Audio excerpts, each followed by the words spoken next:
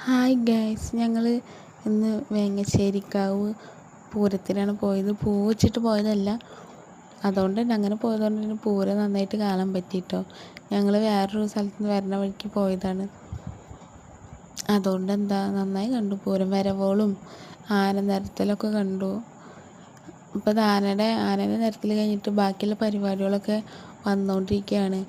കാവടിയും താരമൊക്കെ പിന്നെ അവിടുന്ന് വരുന്നുണ്ട് കേട്ടോ. കാളി വേഷങ്ങളൊക്കെ അവിടുന്ന് ഇങ്ങനെ വന്നുകൊണ്ടിരിക്കുന്നുണ്ട്.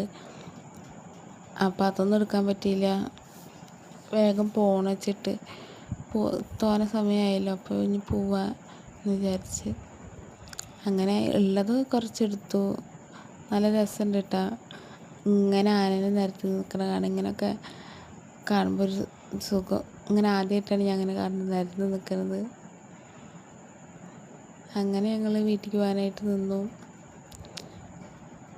അതേ അമ്പലങ്ങളാണ്.